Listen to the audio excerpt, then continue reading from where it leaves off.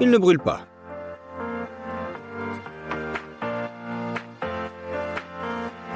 Il fond progressivement. Prenez ensuite de la cendre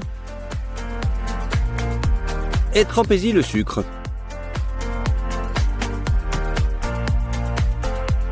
Nous le mettons à nouveau dans le feu et cette fois-ci,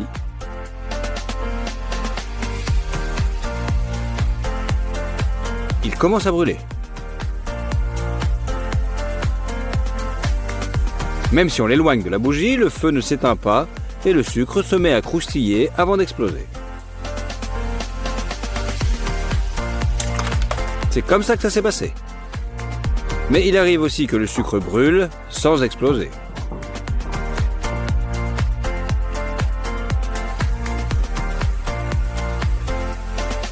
Voyez-le pas vous-même. Pourquoi penses-tu qu'il a commencé à brûler? Intéressant, non? Remplissez un verre d'eau jusqu'en haut avec du sucre raffiné.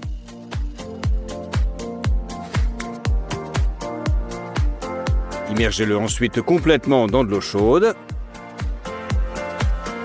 Au bout d'un certain temps, une partie du sucre s'est dissoute dans l'eau et une autre reste au fond.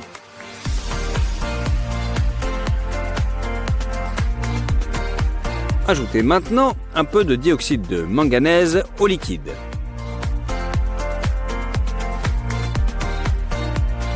Comme vous pouvez le constater, le dioxyde de manganèse reste à la surface et ne coule pas vers le sucre au fond.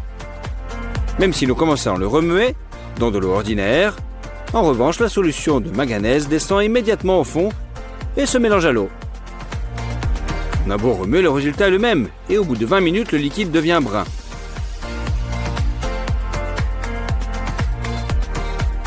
Bien que la moitié du sucre ne change pas,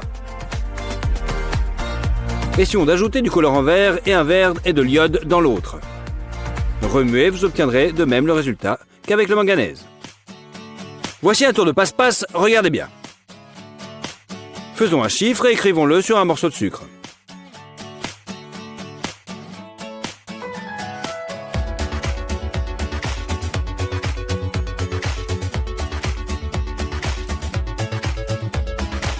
Mettez-le dans l'eau et remuez. Tenez votre main au-dessus de l'eau et le nombre apparaît miraculeusement dans la paume de votre main. Et voici le secret. Il suffit d'imprimer le chiffre du sucre sur ton doigt et de le mettre sur la paume de la main d'une personne. Et puis c'est tout. Pas mal, non? Prenez un ballon et un entonnoir et utilisez-les pour remplir le sucre. Prenez une bouteille de soda et tirez l'autre ballon par le goulot. En prenant soin de ne pas renverser le sucre. Maintenant, nous lançons le sucre et regardons la mousse et le gaz remplir rapidement le ballon. Oups, ce n'était pas si facile à tenir. Essayons aussi avec d'autres sodas.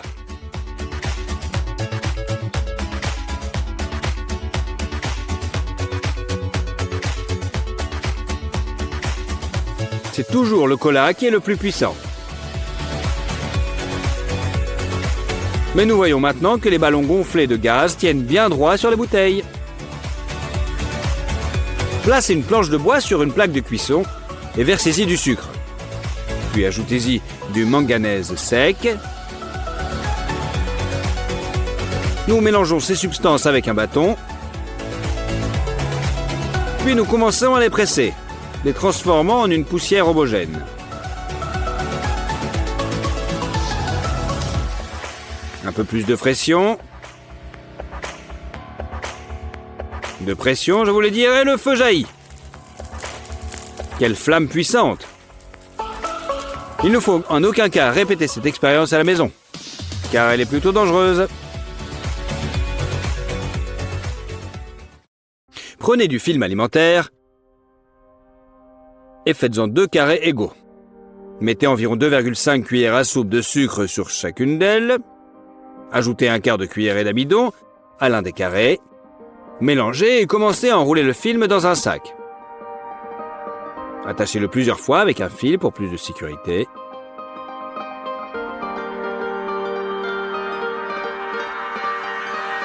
Faites de même avec le deuxième fil, mais avec un fil d'une autre couleur. Coupez l'excédent et mettez les 2 sacs dans un bol avec de l'eau pendant 30 minutes. Retirez-les. Ajoutez maintenant de l'iode dans le bol d'eau et dissolvez-le. Suspendez nos sachets au-dessus de la solution et couvrez-les d'un couvercle.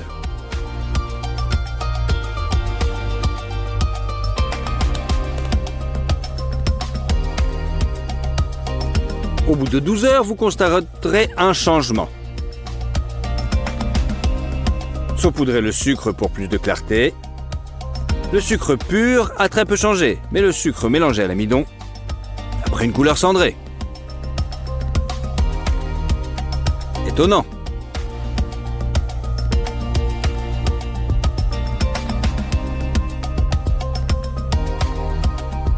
Versez quelques cuillères de sucre glace dans un bol, puis du bicarbonate de soude.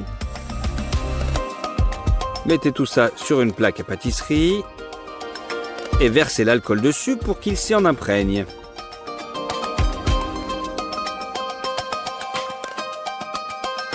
Voilà comme ceci. Versez notre mélange sur le dessus. Lissez-le et allumez l'alcool. Une réaction chimique se produit immédiatement. Le mélange commence à se transformer en pousses de champignons noirs. Comme les monstres de la série télévisée One of Us. Cela donne la chair de poule, non? Mais c'est aussi fascinant. Et voici ce qu'il reste à la fin.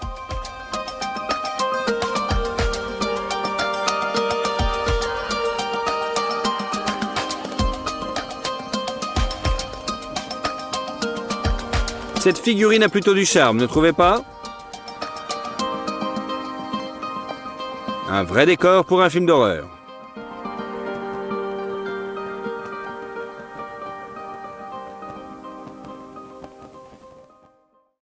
Prenez maintenant de l'acide sulfurique et commencez à tremper le sucre raffiné avec précaution. Ajoutez-en un petit peu à la fois. Et le sucre commence progressivement à devenir noir. Continuez jusqu'à ce que tout le sucre devienne noir. Maintenant, regardez, vous pouvez voir le liquide commencer à s'écouler du sucre. Puis il commence à se déformer et à grossir de plus en plus vite. Du gaz commence déjà à se dégager et le sucre lui-même semble bouillir. Enfin, la réaction est terminée, transformant le sucre en une masse noire, molle et collante.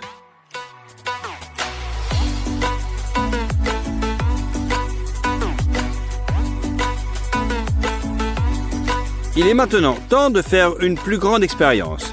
Remplissons le bocal de sucre à peu près à moitié et passons maintenant à la partie la plus dangereuse.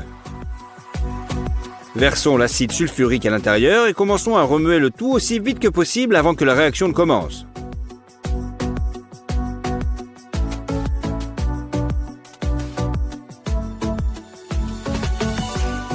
Écartez-vous. Il ne reste plus qu'à observer de loin.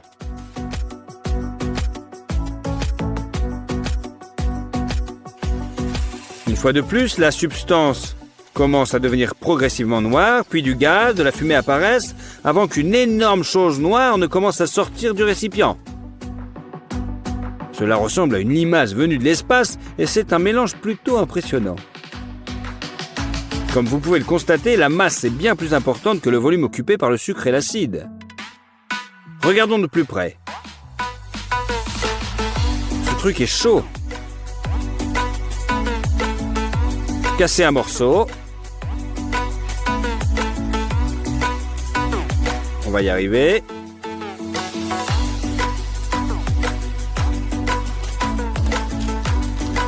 Comme vous le voyez, répétons l'opération en posant à nouveau la balle. Au début, elle flotte.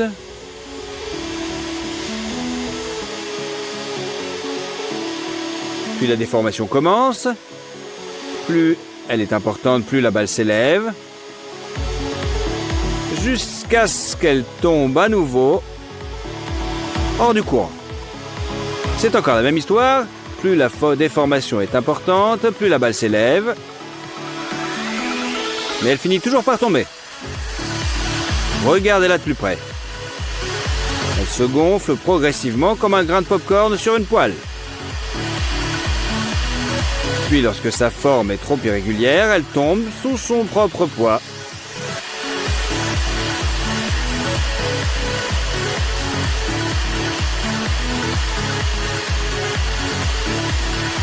Et maintenant, pour répéter les résultats du premier essai pendant que la boule fume, éloignez le sèche-cheveux et en une fraction de seconde, une colonne de flammes efface toute trace de la boule.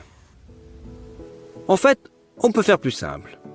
On perce la boule avec un tournevis et on la place sous le sèche-cheveux.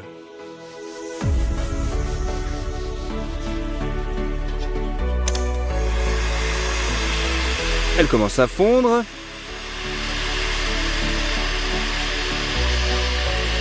Puis à dégager d'énormes quantités de fumée, mais pas de feu cette fois-ci.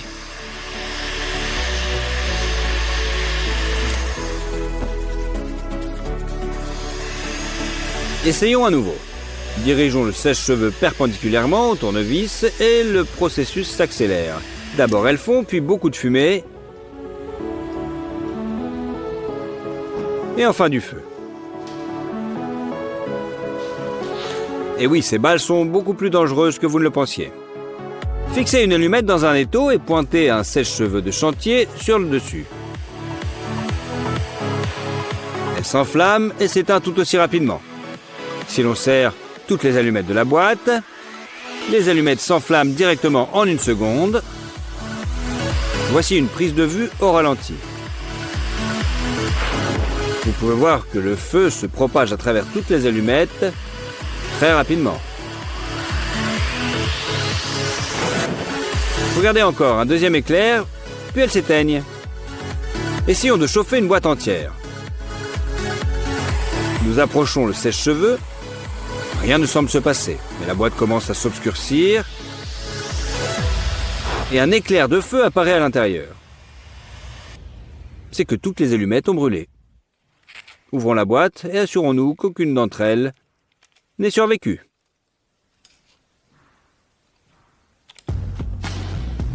C'est maintenant au tour du briquet. On va mettre un sèche-cheveux et voir ce qui va se passer. Tout est calme et en une seconde, un coup de feu retentit. Regardez maintenant au ralenti. Le plastique fond, le gaz jaillit et le briquet est projeté au loin. Même résultat à chaque fois. Essayons de le serrer dans un étau cette fois. Nous chauffons le briquet.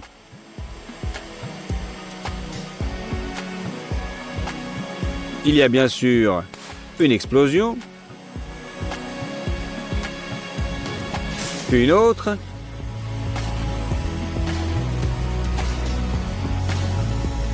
Mais le gaz finit par s'évaporer du briquet.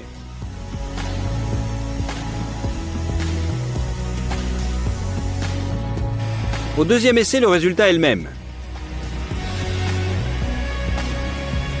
Mais il n'y a pas de gaz.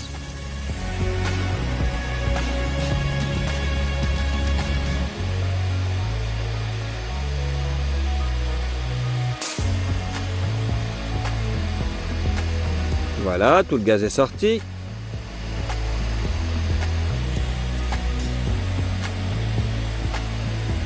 Maintenant, le plastique fond. Alors, nous allons essayer maintenant avec plusieurs. Jusqu'à 5 briquets dans un étau. On allume le sèche-cheveux. on essaye de les chauffer uniformément. Et ils éclatent l'un après l'autre. Mais toujours pas de feu ni même de fumée. Il semble que sans étincelles, les briquets ne présentent pas de danger, à part un puissant bruit de gaz qui se libère.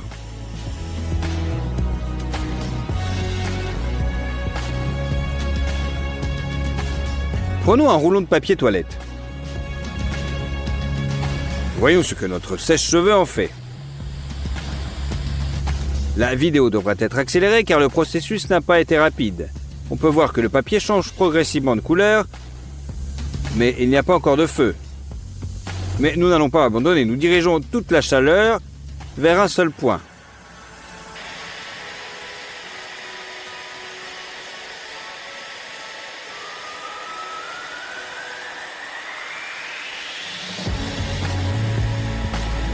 Au bout de 4 minutes, il y a de la fumée, ce qui signifie qu'il y aura du feu. Enfin, le papier brûle. Il brûlera longtemps. Voyez comme il rétrécit progressivement au fur et à mesure qu'il brûle couche après couche.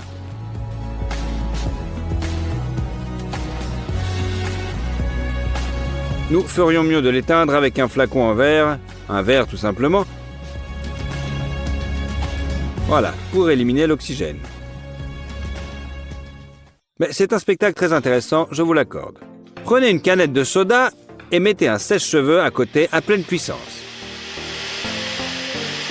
Bon, je vous accorde qu'il faut attendre un petit peu, car même un sèche-cheveux de chantier ne veut pas chauffer aussi vite.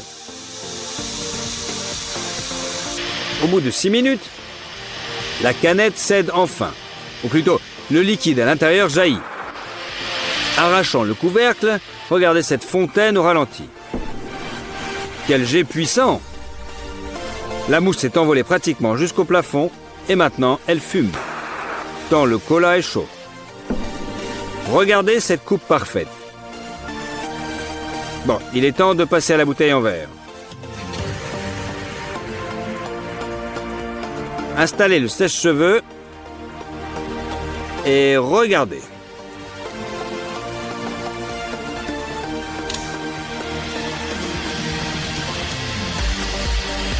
Comme vous pouvez le voir, à mesure qu'il chauffe, le volume du soda semble augmenter.